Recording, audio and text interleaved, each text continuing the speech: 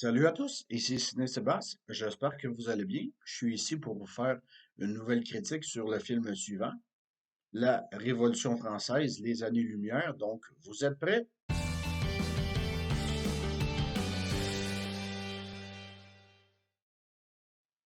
Ce qui est assez spécial avec ce film-là, c'est qu'il est disponible exclusivement sur YouTube. Il est impossible à trouver sur Netflix ou aucun site de streaming. Je sais pas pour le Netflix en France, mais j'ai découvert ce film-là sur YouTube et ça a été une très belle expérience. Donc, je vais vous parler du film. Pour ce film, on parle d'une production de très grande échelle et les chiffres ne parlent que d'eux-mêmes. Le film en tant que tel est une production européenne, mais aussi canadienne, et on parle pas juste d'un petit budget. On parle d'un budget en tout de 300 millions de francs. Oui, vous avez bel et bien entendu 300 millions de francs pour ce film-là, ou plutôt ces deux films-là, vu que l'histoire en tant que telle est sur 5 heures et est coupée en deux parties, donc c'est vraiment très impressionnant. Et ça, c'est juste le budget.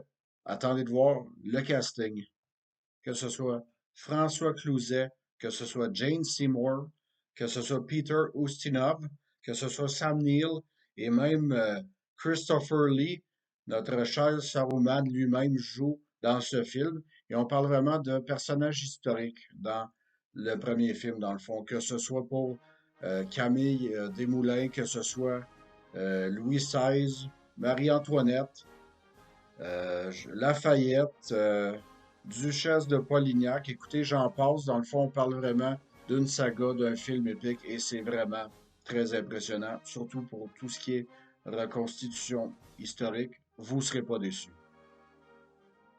La Révolution française, les années-lumière, durent 2h45.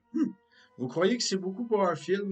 Attendez de voir juste le nombre d'événements qu'on couvre. Je ne peux pas tous vous les nommer parce qu'il y en a tellement, mais voici quelques exemples. La fusillade du Champ de Mars, la fuite de Louis XVI et son arrestation, la mutinerie de la garnison de Nancy, la fête de la Fédération, juste pour nommer que ceux-là. Mais celui que j'ai trouvé vraiment impressionnant, c'est par rapport à la prise de la Bastille, qui est vraiment une belle reconstitution. Donc, si vous êtes fan de films d'histoire et films français, qu'attendez-vous? Allez voir ce grand film disponible sur YouTube. Et ça, c'est juste la première partie. La deuxième partie, la Révolution française des années terribles, dure plus de 2h30. Donc, croyez-moi, vous ne serez pas déçus. Vous allez en avoir pour votre argent parce que la reconstitution historique vaut vraiment son pesant d'or, comme on dit. Écoutez, ils ont dépensé sans compter. Puis, ce qui est merveilleux là-dedans, c'est que le film est sorti en 1989, soit 200 ans après la Révolution française. Donc, c'est vraiment un très beau cadeau. Voici mon avis final sur le film. Vous croyez que 2h45, c'est long pour un film comme ça? Non, pas du tout. Je considère que c'est même un peu trop court, mais c'est ce qui fait la beauté du film. Avec une reconstitution historique à point, tout a vraiment été tellement bien pensé pour ce film-là.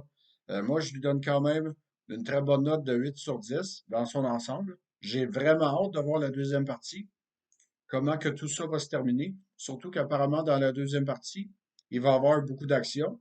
Donc, j'ai vraiment hâte de voir comment que tout ça va se dérouler. Je vous recommande fortement d'écouter La Révolution française, les années-lumière. Vous ne serez pas déçus, fans de films historiques français. Vous allez vraiment être gâtés. Donc, ici Ciné Sébastien qui vous dit le pouvoir du cinéma, Movie Power. Et je vous dis à la prochaine. Donc, bon visionnement. Salut!